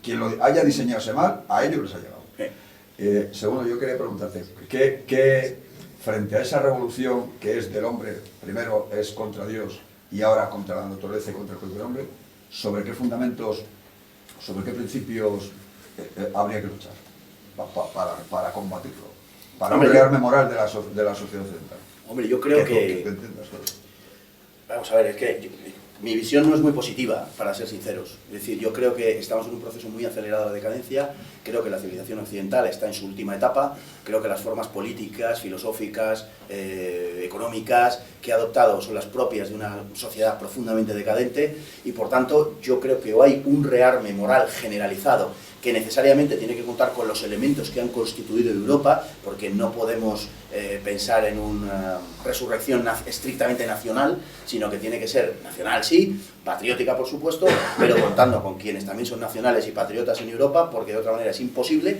y hay que reactivar aquellos elementos comunes. En esos elementos comunes, desde mi punto de vista, por supuesto, cuenta el mundo eslavo también, sin la menor de las dudas. En fin, sin entrar en la cuestión de Rusia, que sé que suele levantar polémicas en nuestros círculos, con estos círculos, la verdad es que con el mundo eslavo hay que contar seguro. Bueno, los elementos vertebradores, y yo creo que no es ningún disparate, porque de hecho donde está habiendo respuesta son los elementos que están constituyendo la respuesta, precisamente los elementos nucleares de esa respuesta, pues entiendo que es básicamente nuestra tradición, que es rica y variada, que es una tradición plural en el mejor sentido de la palabra, porque lo es, y que debería ser suficiente, digamos, los elementos comunes para articularla. Por ejemplo, lógicamente nuestra herencia grecorromana y nuestra herencia cristiana. Esto me parece que son los pilares básicos. Todo lo que no sea eso es ceder ante esto que es esencialmente anticristiano. En mi opinión, lo que está pasando, es por eso hablo de la última revolución, la última batalla. Lo que está sucediendo es una impugnación de la cristianización del mundo que tuvo lugar en el siglo IV, y por eso creo que es el acontecimiento más importante que ha sucedido desde entonces, ¿no? Yo entiendo que hay que revitalizar los elementos, y creo que por ahí va toda la acción política del futuro, los elementos de la identidad. O sea, yo creo que todo lo que no sea reivindicar eso, todo lo que no sea revitalizar los elementos de nuestra propia identidad, no nos va a conducir a ninguna parte. Eso sí, también creo que hay algunos elementos que probablemente a mucha gente no le guste o no nos gusten, pero que hay que asumir porque son elementos de nuestro tiempo. Y si quiere tener eficacia política y si se quiere tener eficacia ideológica, hay que ceder. Es decir, tenemos que copiar un poquito al enemigo, tenemos que copiar a Lenin, hay que dar 2 pasos adelante y 1 atrás, y hay veces que hay que dar ese paso atrás y en ocasiones admitir cosas que no nos gustan en absoluto, pero hay que jugar con los elementos que tenemos. Yo creo que, en mi opinión, por ahí van las cosas. Y la respuesta que está habiendo en Europa es muy variable, ¿no? O sea, muy variada, perdón. Hay gente que está respondiendo desde la óptica de lo que puede ser los planteamientos que se puedan identificar, por ejemplo, con Pegida, vamos a poner por un lado. Hay gente que su propuesta pues, es la que puede representar el presidente Putin, hay gente que lo hace desde otros puntos de vista, como puede ser Orbán o lo que está sucediendo en Polonia, hay gente que está defendiéndolo desde una virtualidad, digamos, del Frente Nacional francés. Hay muchas respuestas, hay respuestas que si se basan en la identidad, pueden ser, yo creo que serán positivas. Y tenemos el caso que al final ha demostrado lo que la última naturaleza de lo que es cada uno, por ejemplo, que creo que es una enorme decepción, que ha sido, bueno, enorme decepción si es que alguien esperaba algo. Yo reconozco que algo sí esperaba. Y al final no ha salido nada de ahí, que es el caso de Grecia, el caso de Syriza, ¿no? Yo consideraba que podía ser una respuesta, que yo no compartía en un 100% evidentemente, pero una respuesta al mundialismo, a la globalización y a lo que he planteado desde Bruselas, y lo que he visto es que en último término no es así, y en último término se han plegado en definitiva a los mandatos de Bruselas, a los mandatos de ese mundialismo y de esa globalización que decían combatir, y al final han adoptado un programa incluso económico, de recorte de pensiones, en fin, no quiero entrar en el detalle, pero quiero decir con esto que al final es una cuestión, en mi opinión lo dijo perfectamente Marine Le Pen, hay una línea divisoria que separa a los patriotas y a los mundialistas. Creo que todo lo demás, casi podríamos decir, no digo que sobre o esté de más, porque son cosas que lógicamente componen la naturaleza de cada uno de los bandos, pero creo que la línea pasa por ahí a grandes rasgos, en mi opinión. Yo es que veo, vamos a ver, yo precisamente la pregunta iba porque más allá de crisis económicas, primero, hay una frase del profesor Alfonso Bueno, que es que esto es un problema en España, el problema es de estupidez, y es verdad, porque se aceptan cosas que son increíblemente increíbles. Pero yo es que veo que los únicos países, has hablado de los eslavos, es que precisamente ellos son el único punto de regeneración que hay en Europa. ¿Y por qué lo son? Porque conservan nacionalismo, identidad y cristianismo. Porque Putin ha construido más iglesias de las que se ha construido en Europa en mucho tiempo. Y yo veo que los únicos 3 países que responden de verdad, frente a ese mundialismo son Polonia, que es católica, Hungría, que es católica, y Rusia, que es cristiana y ortodoxa. Yo por ahí va mi pregunta. Una revitalización del cristianismo, no del oficial, que en muchos casos está vendido, del cristianismo en sus fundamentos, ¿sería, ¿cómo se llama?, un real memoral frente a esto? Sí, yo estoy convencido de que sí. Yo estoy convencido de que sí, pero claro, hay que matizarlo. Es que esa revitalización del cristianismo a lo mejor tendría que empezar por la gran institución del cristianismo. No, yo no hablo del Vaticano. Claro. Entonces, sí, evidentemente sí, en mi opinión sí. En mi opinión el cristianismo constituye la médula espinal de la identidad europea, sin duda ninguna. Tiene otras cosas, evidentemente, pero otras cosas que fueron cristianizadas, porque es que al final el cristianismo, hombre, pues tiene mucho de platonismo, es indudable, ¿no? Y una gran parte de la crítica de Nietzsche, precisamente al cristianismo, era el platonismo originario, ¿no?, del cristianismo. En mi opinión, desde luego, sí, pasa por ahí. Y de hecho, como perfectamente has apuntado, los países que muestran una cierta revitalización son los países que van en esa línea cristiana. Voy más allá. Incluso, con alguna excepción, por eso no sé si esto se puede enunciar de un modo absoluto, pero sí, por lo menos de un modo relativo, ha resultado ser mucho peor para las culturas nacionales y para las identidades el capitalismo que el comunismo. Los países que han salido del comunismo han salido a la búsqueda de su propia identidad, y su identidad nacional ha sido menos arrasada, ha sido menos destruida y menos erosionada que los países que llevan padeciendo el capitalismo pues, desde la revolución industrial, ¿no?, y cuyas culturas nacionales y cuyas identidades son muchísimo más socavadas que los países comunistas. Al final, en algunos lugares, por lo menos, apareció una versión del comunismo o del bolchevismo nacional, y bueno, pues en parte a ese fenómeno en parte pues obedece Stalin, obedecen algunos gobiernos del este, ¿no? Yo no es que sea muy partidario de la Rumanía de Ceausescu, pero sin duda ninguna intentó por lo menos una tercera vía de separación de Moscú, manteniendo una vía socialista, lo mismo que Yugoslavia en otro orden de cosas y tal. Al final esos países mantienen un sentido de la identidad mayor que el que se mantiene en Occidente, y creo que eso es, a los me remito, irrefutable. Es verdad que algunos otros países no son así, el caso quizá más clásico, más llamativo es Checoslovaquia, ¿no? Pero quizá con esa excepción de Checoslovaquia, en el resto de los países sucede. Y hasta tal punto es así que incluso los movimientos de identidad en un país que, por los avatares de la historia, vivió los dos regímenes, el capitalista y el comunista, como es Alemania. Resulta que es en la zona antiguamente comunista de Alemania donde esa identidad se reivindica con mayor fuerza. Pues quizá eso debería llevarnos a una reflexión profunda, ¿no? ¿Sí? Sí, te quería comentar al hilo de todo lo que has dicho, básicamente lo del marxismo cultural que tenemos hoy está básicamente, es que todo viene de la escuela de Frankfurt, que es antes de la Primera Guerra Mundial, y luego, porque se le nombra la escuela de Frankfurt después, con ese nombre. La ingeniería social que hace el Günter Habermas, el Theodor Adorno, Erich Fromm, diciendo que el nacer con un sexo es una cosa de la burguesía o de la sociedad en la que naces, y sobre todo Marcuse y toda esta gente, son todos los que han fabricado todo esto. Lo que pasa es que viene todo, no sé si estarás de acuerdo conmigo, en la base, yo creo que uno de los experimentos que ellos intentaron fue el mayo del 68.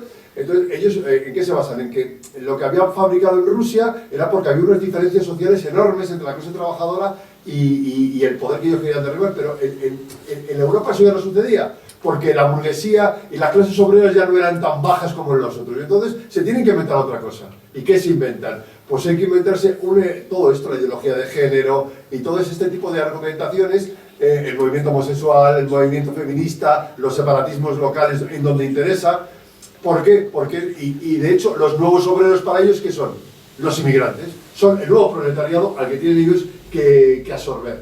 Y básicamente canalizan todo eso añadiendo lo que tú has dicho, lo de Bill Gates, Ted Turner, aunque lo entiendo, pero me cuesta creer que Ted Turner y Bill Gates estén en la órbita del mundialismo judío, cuando ellos no lo son, pero se parte que se plegan a ello, y lo que se está fabricando ahora es parte de lo que se diseñó en 1923, que es el Plan Kalergi. El Plan Kalergi es esto. Vamos a ver, tenemos que mestizar Europa, amestizarla completamente, para que sea una raza mansa y lo suficientemente hábil para servirnos, pero lo suficiente tonta para manejarla. Eso es lo que Kalergi diseñó y lo planteó en el Congreso Sionista en 1897. ¿No estás de acuerdo tú con...? Estoy básicamente de acuerdo. Estoy básicamente de acuerdo. Sí, hay un personaje que es el que... la Escuela de Frankfurt es la clave, sin duda ninguna. Es la clave. La Escuela de Frankfurt es la razón de todo esto, la filosofía de Adorno, de Horkheimer, de Habermas, de Walter Benjamin, de Marcuse, por supuesto, de Erich Fromm, por supuesto. Esto está claro. Y además es quien mejor lo ha vendido, porque la Escuela de Frankfurt, hombre, por haber sido sus componentes de origen judío, perseguidos por Hitler, etcétera, pues tienen el marchamo de la excelencia, ¿no? Digamos. Y es verdad que desde el punto de vista filosófico son personajes, o son filósofos muy estimables, eso es cierto, ¿no? Otra cosa es que lo que plantean sea un desvarío absoluto, pero la formación filosófica es indiscutible, ¿no? Y su altura filosófica también. Lo que hoy se llama progres es lo que esos gente decía. Es eso. O lo que es Podemos, y el PSOE, la izquierda. Vamos a ver si no me entiendes. Es otra cosa. Es en parte eso, pero no es solo eso. Yo creo que en Podemos hay muchas más cosas, pero bueno, es otro tema, ¿no? Yo creo que hay una figura central en todo esto para comprender qué es lo que pasó, teniendo en cuenta que la Escuela de Frankfurt efectivamente es en torno el asunto en torno al cual gira todo el asunto. Por cierto, yo he intentado en alguna ocasión hablar con algún editor, escribir sobre la Escuela de Frankfurt y demás y tal, y es prácticamente imposible, ¿eh? O sea, este tema es un tema del que no se quiere hablar, del que no... O sea, pero bueno, es la figura de Gramsci.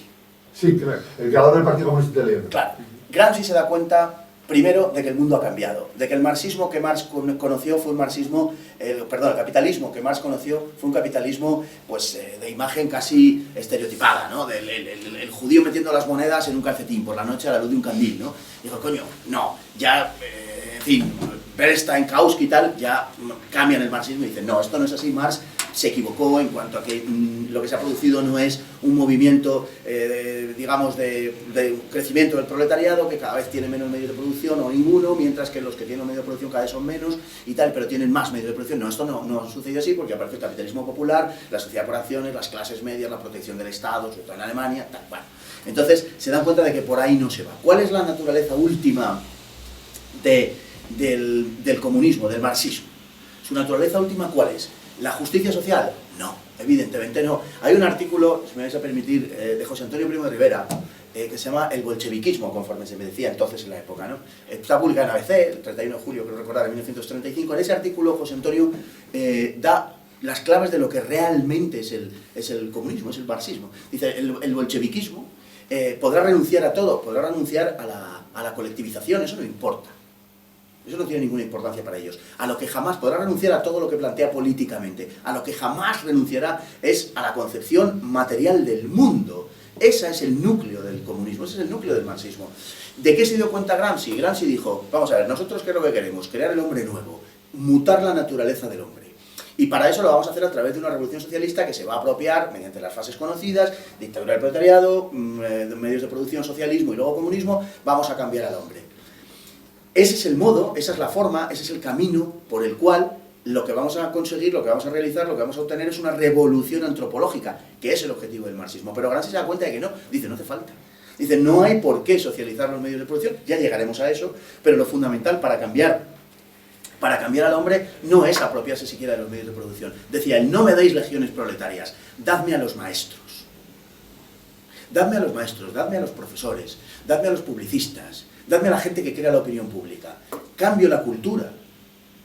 Cambio la superestructura, lo que para el marxismo es una superestructura, y Gramsci se da cuenta de que no, de que es al revés, y dice, si nuestro objetivo es cambiar la cultura, si nuestro objetivo es cambiar al hombre, ¿cómo cambia al hombre? Mediante la cultura. No necesito la parte económica, ya llegará. Pero ¿se puede defender el marxismo cultural en una sociedad hiperindividualista, que es lo contrario del colectivismo comunista originario? Claro, no hay más que verlo. Es decir, al comunismo le da igual la colectivización y le da igual la justicia social. No es más que el medio y la palanca para llegar al fin. Porque hay, dice Marx, que toma la idea hegeliana de la dialéctica, porque hay esas injusticias va a saltar la sociedad. ¿Qué es lo que nos interesa? Que haya injusticias, y cuanto más mejor. Hombre, el lema de cualquier revolucionario es cuanto peor mejor, lógicamente. Y el marxismo es el primero que se da cuenta de eso. Esa es la cuestión, la figura central para mí es Gramsci, que se da cuenta de la función que eso tiene dentro de la lucha de clases, dentro del marxismo, y dice, no, así no, es al revés, no hay que hacer la revolución para cambiar la cultura y cambiar al hombre, no, hay que cambiar la cultura, así cambiamos el hombre y ya está hecha la revolución. Sí. Invertir el proceso. Claro. El problema es que para hacer eso necesitas medios, eso no lo puede hacer cualquiera. Eso lo pueden hacer ellos, claro. Ellos ya lo han hecho, de hecho. Ya lo han hecho, claro. Sí. Bueno, primero, muchas gracias por la conferencia. Y quería hacerte dos preguntas. Se ha hablado de los países eslavos y a la vez también se ha hablado del marxismo, una relación que no se puede dejar atrás. Entonces, yo quería preguntarte, en primer lugar, ¿cuál es tu opinión acerca de los partidos comunistas de los países eslavos que en muchos casos se oponen a la homosexualidad, a la inmigración, a estos casos? Y por otro lado, acerca de la escuela de Frankfurt, me parece que se ha obviado un poco la figura de George Lucas, Sí. no el director, Sí. la figura de George Lucas, y quería preguntarte cuál crees tú que sería la influencia de George Lucas en la ideología actual. Gracias. Bueno, por empezar por el principio, evidentemente George Lucas sí, me he dejado mucha gente importantísima, y además, en fin, sobre esto tengo un montón de cosas escritas y he tenido que recortar un montón porque digo, no sé por dónde empezar, no sé por dónde terminar. Vamos a intentar hacerlo de la forma que sea más comprensible para la gente que a lo mejor no viene sin demasiada idea, porque es normal, acabe saliendo por lo menos con una idea genérica del asunto, ¿no? Pero sí, tienes razón, hombre, es una figura central, George Lucas, sin ninguna duda, tiene una gran influencia, es uno de los principales ideólogos y de hecho, por su tipo de elaboración y por su formación cultural y filosófica, es uno de los que se puede citar por parte de los ideólogos de género y por parte de la gente que defiende esto, uno de los que se puede citar y se cita, digamos, con mayor solvencia. O sea que es una de las grandes figuras. Si yo me tuviera que quedar con tres figuras, probablemente en términos filosóficos hablaríamos de, digo, quedar por su influencia, ¿no? Hablaríamos de Wilhelm Reich, hablaríamos de Lucas y seguramente sería difícil escoger entre alguien, bueno, quizá Foucault, quizá Michel Foucault, por la influencia que tiene hoy, ¿vale?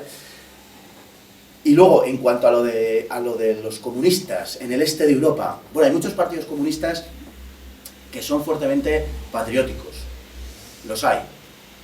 Si eso no es un sinsentido desde el punto de vista del marxismo, ya sería otra cuestión, pero lo cierto es que pueden jugar esa función durante un cierto tiempo. El Partido Comunista en Rusia, hoy, es un partido que efectivamente se opone porque entiende que es un medio de dominación. Mira, hay una de las influencias fundamentales de Podemos, desgraciadamente, yo creo que para ellos y para nosotros preterida hoy en Podemos, es un filósofo eslovaco que se llama Zizek. Zizek es un tipo muy interesante. Es un tío que desde una izquierda radical considera que la revolución es la revolución y las luchas de liberación sexual no hacen más que distraer por un lado del objetivo y en segundo lugar son luchas burguesas, ¿no? Dice son luchas, ¿cómo las llama literalmente? Son luchas como de entretenimiento de la burguesía y la clase alta, algo así. Bueno, algo muy parecido a eso. Por ejemplo, en cuanto a todo lo que es ideología de género, por ejemplo, se opone a la emigración masiva, como en el caso de España el profesor Jorge Bestringe, por ejemplo, ¿no? que es uno de los ideólogos de Podemos. Lo que pasa es que yo creo que tiene menos influencia de lo que parece, porque si no la cosa iría por otro lado, ¿no? Y en Rusia pasa eso, que se dan cuenta de que efectivamente, al hilo de lo que comentábamos ahora, todo ese tipo de cosas son profundamente perniciosas para el proceso. Sí. No, sí, me permite un pequeño dato, Sí, es que claro. la Iglesia Ortodoxa rusa nombró al líder del Partido Comunista Ruso como hombre del año, el año pasado, 2015. Bueno, y Stalin, cuando tuvo que echar mano de la Iglesia Ortodoxa, porque apretaba la cosa, echó mano, pero quiero decir que fue creíble aquello. Todos sabemos lo que había, pero de cara a la población fue creíble, ¿no? Stalin, cuando se produce la invasión de Alemania, ¿no? el 10 de junio del 41, aparte que está 10 días escondido por ahí, cuando por fin sale, ¿no? El 3 de julio y da su alocución radiofónica a los rusos, a lo que apela Stalin no es a Lenin, ni a la revolución proletaria, ni nada, sino a los héroes del pasado ruso, etcétera, ¿no? Indudablemente, el Partido Comunista de la Unión Soviética, en gran parte, fue un partido patriótico, sin duda ninguna, y de hecho hoy el patriotismo ruso, aunque sea anticomunista, es un patriotismo que asume ese pasado, porque representó el momento de máximo esplendor de Rusia en la historia, es un hecho. Y por lo tanto, no es como aquí, que se trata de borrar 40 años y que aquí no ha pasado nada, ¿no? No, ni muchísimo menos, se tiene a gala. De hecho, eso ya tiene una tradición larga en un país como Rusia, porque el propio Stalin reivindicó la época de Iván el Terrible, porque Iván el Terrible había sido el que había metido en vereda a los boyardos, ¿no? A la nobleza levantisca que no permitía pues, esa construcción de una monarquía unitaria que desembocaría un poco después en un Estado.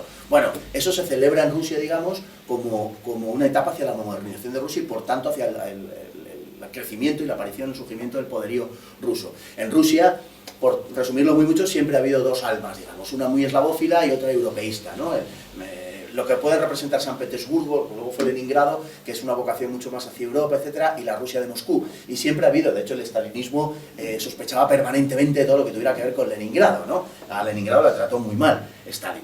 ¿Por qué? Porque era la Rusia, de hecho Leningrado y San Petersburgo había sido edificado por Pedro el Grande desde cero en las marismas del norte y tal, a imitación de lo que era París. Entonces era, pues en fin, una vocación europeísta, y se ve en toda la literatura rusa, sobre todo del siglo XIX, ¿no? Esa tendencia. Y en la revolución bolchevique hay dos tendencias muy fuertes, una fuertemente patriótica, que es la de Stalin, el comisario para las nacionalidades, en fin, hay para reírse, y Trotsky, judío, es internacionalista, es el del cosmopolitismo y es con el que se termina porque representa el hombre dispuesto a sacrificar la revolución en Rusia con tal de que la revolución se extendiese por donde fuera, ¿no? Prefería que fuese bolchevique Berlín antes de que fuese bolchevique Moscú. Evidentemente Stalin no. Bien, eso significa que hay una herencia, de verdad, porque ese internacionalismo proletario acabó siendo una excusa en manos de Stalin y posteriormente terminó siendo una excusa para la expansión del patriotismo puramente, vamos a decir, soviético, para no decir solo ruso, pero es verdad que es así. Y en consecuencia hay una gran parte no todos, pero sí muchos partidos comunistas del este de Europa tienen un profundo sentido patriótico y además entienden que todo eso acompaña al mundialismo, que toda la ideología de género, que todo lo que tiene que ver con esos planteamientos, y es verdad, forma parte del movimiento mundialista. Es más, en mi opinión no es que forme parte, es que es el núcleo ideológico. Por terminar con esto, la última, digamos, el gran problema que surgió hace 3 años entre Putin y los occidentales, cuando los eventos olímpicos en Sochi, etcétera, se debió a que le presionaron para que hiciera leyes de reconocimiento del matrimonio homosexual. Y Putin se negó en redondo. Los líderes europeos no acudieron a aquel evento, ni Obama, precisamente por esa razón, porque se negó a eso y porque se negó a que los niños rusos fueran adoptados en el extranjero por parejas homosexuales. Y esa fue la clave de todo el asunto, de toda la discrepancia. Después, a a Putin y espero no tocar un tema excesivamente sensible, pero le han montado las historias de Ucrania, etcétera. Porque con independencia de las simpatías que pueda haber por el tema de Ucrania, que las entiendo perfectamente y tal, quien está detrás de Ucrania es George Soros. Entonces, es decir, todo tiene una misma explicación. Hay un movimiento mundialista en marcha que quiere aplastar a los pueblos, que quiere aplastar su identidad. Y la ideología de género es un arma indudablemente muy poderosa. Sí. Pero la derecha española se plega a eso. El PP y todos esos... Es que yo creo que... yo entiendo de verdad que nunca ha habido realmente ni derecha ni izquierda. Bueno, por llamarlo de una manera. Y me da la impresión, además, de que de esta crisis en la que estamos, por lo menos va a salir una cosa buena. Y es que esa distinción de la Revolución Francesa ha desaparecido. Yo creo que hay gente que defiende la identidad y mundialistas. Si los mundialistas están en el PP, pues en mi opinión hay incluso más mundialistas en el PP, por ejemplo, que en Podemos. Fíjate lo que te digo. Yo sé, yo Y más sionista. Mucha culpa del, en fin, no me quiero ir del tema, pero del nacionalismo que estamos padeciendo en España, por supuesto se debe a la dimisión del ser nacional de España. Yo entiendo que la gente quiera tener una identidad, la gente necesita una identidad colectiva. Y cuando tú le privas de la identidad nacional española, se buscan otra. Eso de el hombre cosmopolita, del hombre sin fronteras y tal y cual, queda muy bien para un adolescente que está creciendo y que se cree las cosas así en plan superficial, pero el hombre necesita una identidad. Y como España ha renunciado a su ser, ha renunciado a su identidad, brotan identidades en Cataluña, en el País Vasco, en Galicia y ya desgraciadamente también en otros sitios, brotan identidades porque se les ha privado de la identidad española, porque hoy da vergüenza ser español, porque da vergüenza a los políticos. Bueno, stricto sensu da vergüenza, pero por otras razones, pero no el ser español, sino el estar español, para entendernos. Y yo creo que esa es la cuestión. Entonces, la identidad es esencial. No hay ni derecha ni izquierda, y de verdad que yo creo que en esto ya se ve con absoluta claridad. ¿Quién es el mejor gestor del capitalismo? ¿El PSOE o el PP? Pues según toque, pero nunca la banca ha tenido mayores beneficios que bajo el señor Solchaga, ministro del Partido Socialista, con Felipe González. El PSOE ha favorecido a la banca siempre. Claro, y es la gran coartada. La gran coartada es que somos de izquierdas y entonces podemos beneficiar a la banca porque nadie va a protestar. ¿Quién va a protestar si el que se supone que tiene que protestar soy yo? Y si lo hago yo, pues ¿quién va a protestar? Y los de derecha y todas estas cosas, pues exactamente lo mismo. Y si están en lo mismo, si es que son intercambiables. Las políticas e incluso las personas. Pero Esperanza Aguirre, ¿dónde la metes? En la cárcel.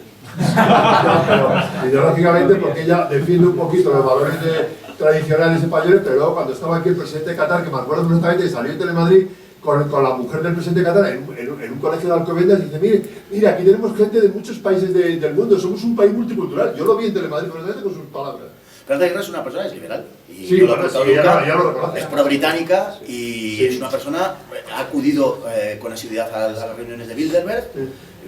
En fin, es una persona liberal del Partido Popular. Sí, sí, absolutamente. Es cualquier cosa menos patriota. O sea, es patriota británica, como dice Pío Moas. Pues sí, pues es patriótica estéticamente, pero luego a nivel de economía y lo demás no lo es. No, disculpa, vamos a hacer dos preguntas más, que estaban ya Eduardo y es el chico de ahí, y vamos a acabar. Cuando queráis, sí. Vale, bueno, primero felicitarte por tu conferencia, que ha sido muy interesante. Gracias. Sí, yo te quería hacer dos o tres comentarios breves o muy breves. Uno, he querido entender que se ha hecho una especie de asociación de ideas entre Nietzsche y toda esta ponzoña de ideología de género. Yo personalmente no lo comparto por una razón, porque si algo ha quedado claro en tu conferencia es que muchos de estos personajes son auténticos enfermos mentales. Entonces, cuando uno es un enfermo mental hay que poner un tratamiento, pero no hacer caso a lo que dice. Quiero decir, si a ellos les diera por admirar a Napoleón, Napoleón no tendría la culpa de lo que ha venido después con esta gente tan peculiar, ¿no? ¿Qué sucede? Que efectivamente Nietzsche, por tener un lenguaje metafórico, se caben varias interpretaciones o lecturas de su pensamiento, ¿no? Y se han hecho, de hecho, hasta por anarquistas, es uno de los puntales del nacionalsocialismo en el pensamiento, ¿no? Pero estoy convencido de que Nietzsche no simpatizaría con esta gente, ¿no? La famosa frase que tú has citado de Dios ha muerto, seguramente no se refiere, como se ha interpretado literalmente, sino a una cierta moral, pero bueno, esto ya nos llevaría a otras cosas. Lo que quiero decir es eso, ¿no? Que no porque esta gente admire o haga una tesis doctoral sobre Nietzsche tenga la culpa de todo esto, ¿no? Luego has hecho otro comentario que es del tema de la superpoblación y todo esto. Bueno, yo creo que sí que existe superpoblación. El problema de esto es que nadie se atreve a decir que donde existe la superpoblación es en el mundo que no es blanco. Porque en el mundo blanco existe todo lo contrario. existe todo lo contrario, existe natalidad, un invierno demográfico, que existe en Europa, en Norteamérica, curiosamente, en la población blanca, y en Australia también. Qué casualidad. Claro, esto no se atreve nadie a decirlo, este es el problema, ¿no? Pero sí existe una superpoblación en el resto del mundo. De hecho, te voy a dar dos referencias que te recomiendo, seguramente conocerás. Una, el libro de Konrad Lorenz, que no es sospechoso de ser progresista, Los 8 pecados mortales o capitales de la humanidad civilizada, uno de los temas dedicados a la superpoblación. Y otro más reciente, interesantísimo también, que es el decrecimiento de la Endemia, que ha tratado este tema, pero evidentemente desde otro punto de vista, ¿no? Y ya por último, sí que estoy de acuerdo plenamente contigo en lo que has dicho de los países del este. Qué casualidad que donde existe un mayor renacimiento en Europa sean los países que estuvieron bajo la influencia comunista. Pero yo no creo en las casualidades, y menos en política. Yo. Es decir, en lo que has dicho esto es una verdad como un templo. Es decir, el comunismo, con todo el que fuera de tiránico en otros aspectos, en el aspecto político, respetó las culturas, las identidades y las tradiciones de los pueblos, de los países, de las naciones donde se implantó, mientras que el capitalismo en la Europa occidental ha arrasado y laminado por completo nuestras identidades, tradiciones y culturas. Y esa es la explicación fundamental de lo que está sucediendo, ¿no? Hasta tal punto que incluso partidos nacionales de la Europa occidental son lamentables en muchos aspectos, mientras que, como bien se ha dicho, partidos comunistas que tendrían que estar más opuestos a nosotros tienen una idea nacional mucho más pura que la que existe aquí en partidos supuestamente nacionales, ¿no? Sí, bueno, rápidamente, en cuanto a lo de Nietzsche, bueno, Nietzsche es interpretado de mil maneras, ¿no? No perdamos de vista una cosa, Nietzsche se manifestó bastante pro-judío durante su vida. Su hermana hizo una interpretación de Nietzsche, de la obra de Nietzsche posteriormente, donde le asimiló, por razón de su amistad con Wagner y porque interesaba, porque entonces el antisemitismo estaba en boga, asimiló a Nietzsche a cosas que nunca había dicho Nietzsche. Nietzsche era muy pro-judío y Nietzsche admiraba ese mantenimiento de la cultura judía, esa supervivencia de la cultura judía, etc. Por lo tanto, en primer lugar. En segundo lugar, sí, a Nietzsche se le ha reivindicado, se le reivindicó el nacionalsocialismo, el fascismo también. Mussolini era un admirador de Nietzsche. Hombre, la película del triunfo de la voluntad del año 34 de Riefenstahl lo deja claro, ¿no? El triunfo de la voluntad, es el filósofo de la voluntad. Pero el marxismo también reivindicaba a Nietzsche. En la Rusia soviética hubo una corriente nietzscheana donde confluyeron muchas corrientes ateas filosóficas. Quizá la más importante fue Nietzsche, curiosamente. De hecho, por ejemplo, Lysenko, el biólogo que se cargó la biología, entre otras cosas, por eso está así como está ahora el mar de Aral, el mar Caspio y tal, pero bueno, el gran en cuanto a la importancia y el impacto que tuvo. Lysenko, por ejemplo, acuñó un eslogan típicamente nietzscheano, con plena conciencia de que era nietzscheano, decía, hacemos lo que queremos, es decir, hacemos lo que queremos, no en el sentido de lo que nos da la gana, sino en el sentido de todo lo que es posible, ¿no? Es decir, lo hacemos todo, ¿no? Y una de las corrientes principales, a través de Bogdanov, fue precisamente la interpretación nietzscheana que dio el marxismo. O sea, que Nietzsche ha servido absolutamente para todo. No sabemos qué diría Nietzsche si estuviera vivo, desde luego eso es historia ficción, pero sí que es algo más que casualidad que todos sean nietzscheanos, ¿no? Los que están mal de la cabeza, que son la inmensa mayoría, pero no olvidemos que es que el propio Nietzsche también estaba mal de la cabeza y acabó mal de la cabeza. O sea que, y si me permites lo último, sí, lo de la superpoblación, yo creo que es un tema muy interesante. Hay posturas muy encontradas, desde luego. Es fácil pecar en los dos sentidos. Yo creo que, en general, la Tierra no está ni mucho menos sobrepoblada, y yo creo que esa es una excusa de los grandes poderes, de los mundialismos, de los millonarios, para controlar a la población. Si toda la población del mundo viviese en un territorio con la densidad de población de Holanda, que no viven como sardinas en lata, tienen una densidad de población alta, pero viven perfectamente, es un país muy amable para vivir. Si toda la población del mundo viviese así, cabrían en el estado de Texas. No hay superpoblación ni muchísimo menos. Lo que hay es una enorme desigualdad en el intercambio, lo que hay es una injusticia en la propia formulación del sistema internacional capitalista. Y utilizan mucho el asunto de la superpoblación precisamente para que las cosas no cambien. Por otro lado, lógicamente eso lo que favorece, lo que termina favoreciendo es la emigración masiva en lugar del desarrollo de esos pueblos, de esos países en sus propios ámbitos de desarrollo, la emigración masiva. La propia China no está sobrepoblada. En China la densidad de población es de 150 habitantes por kilómetro cuadrado. Hay una sobrepoblación en las zonas del Pacífico brutal, pero 3/4 partes de China están prácticamente vacías. Es verdad que una parte es desierto, tampoco vamos a hacer trampa, y por tanto es inevitable toda la zona del Tianjin, etcétera, pero hay muchas zonas que son perfectamente posibles para ser pobladas y sin embargo no lo están.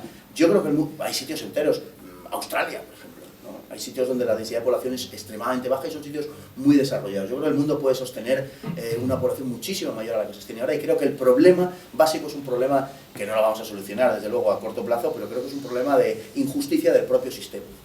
Pero oye, yo estuve viviendo en Texas y la verdad sí, eso está muy grande, pero decir que meterías ahí 6.000 millones de personas, Con la, densidad, con la densidad de población de Holanda, caben. Pero muy cagados, Con la densidad de población de Holanda. Cabe la humanidad ahí. Última pregunta ahí del tema. Bueno, yo, soy feliz.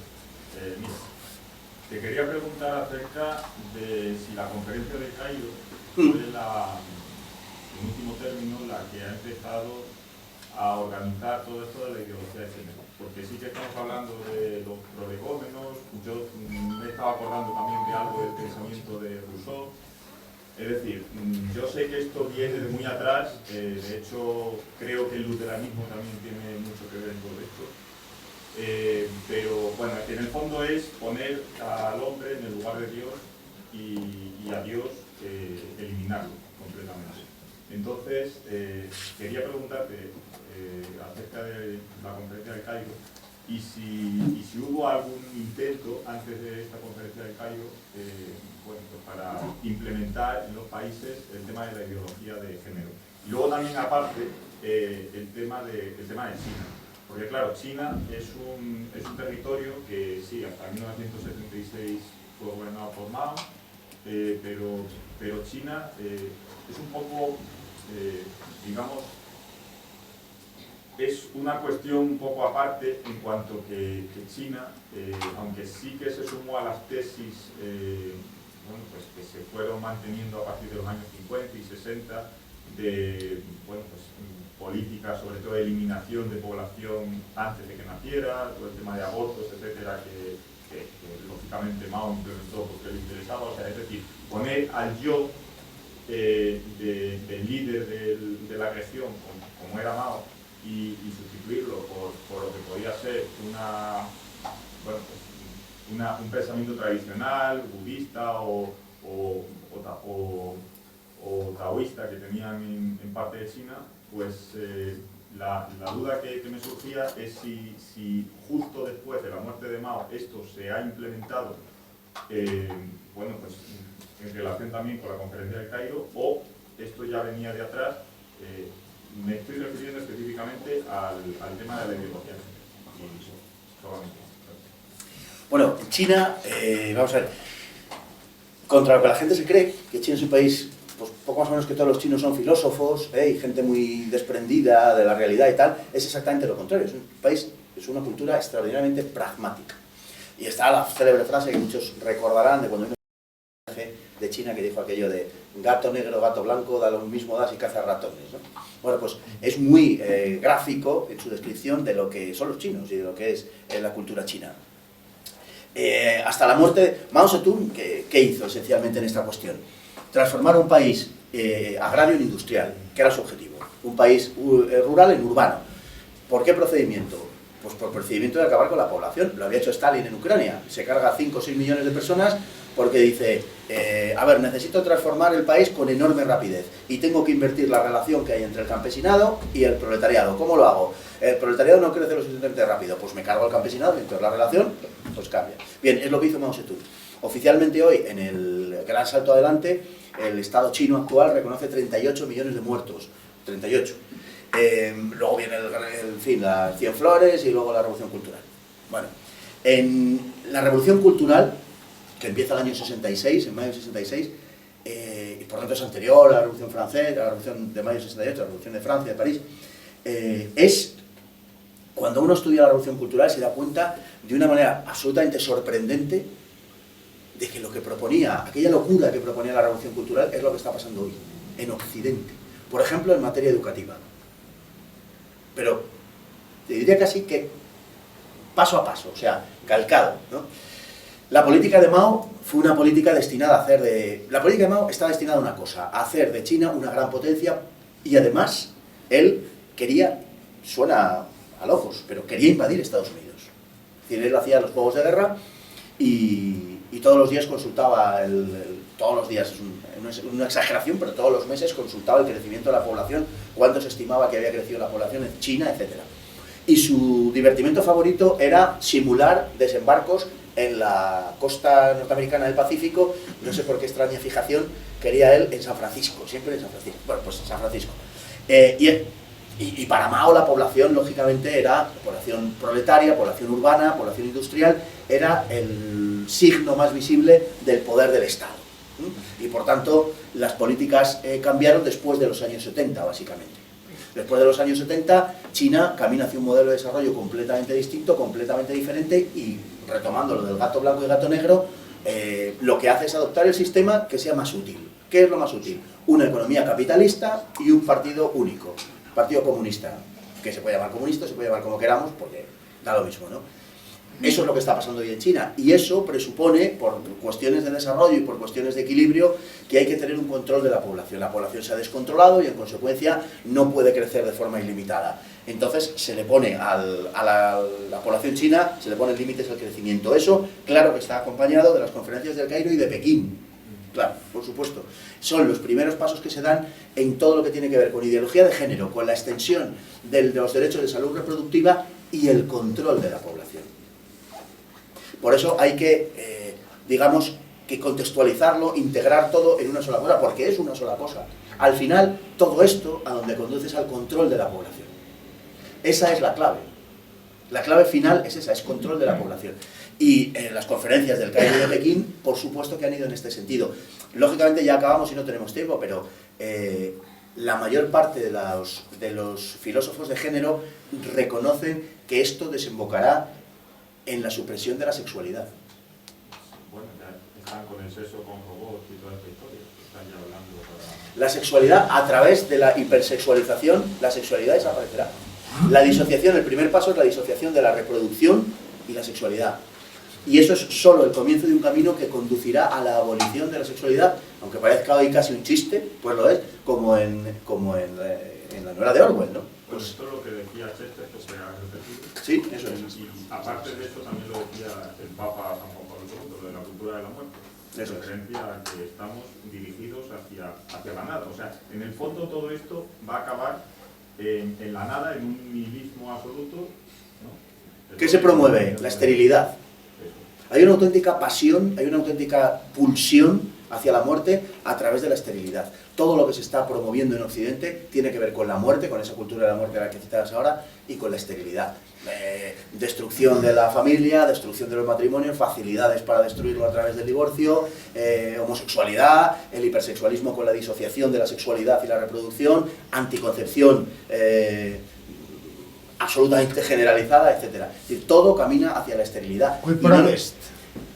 Pues eso, qui prodest. Y no olvidemos que estamos en Occidente, pero que fuera de aquí hay un mundo con miles de millones de gente que no quiere morir, con miles de millones de gente que 1.500 millones de tíos que profesan una fe, que están dispuestos, yo no digo los 1.500, pero muchos sí, a sacar la gumia y a sajarnos la nuez, porque Occidente camina hacia la muerte y tiene la pulsión de la muerte, pero ellos no. La historia no ha terminado para ellos. ¿A quién beneficia? Pues beneficia, eso es una conclusión que tendremos que sacar, pero beneficia a gentes, a poderes y a ideologías perfectamente reconocibles. No, vamos acabando. A las 3:30 volvemos.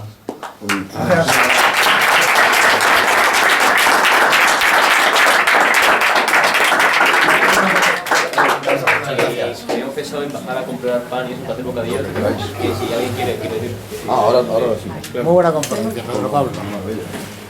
La conferencia podrías enviárnosla por correo. Subirá, supongo. Se van a subir a la página Se magistral. Es para sacar información. pero no me lo permiten. Además, eso no lo ha dicho Pedro, Ni audios, porque no pues es que luego, pues que si es sábado, que si no, que se puede, yo la voy a subir a la página de Facebook. Y luego, a Fernando la subirá. Se ha quedado bien, me ha quedado de maravilla.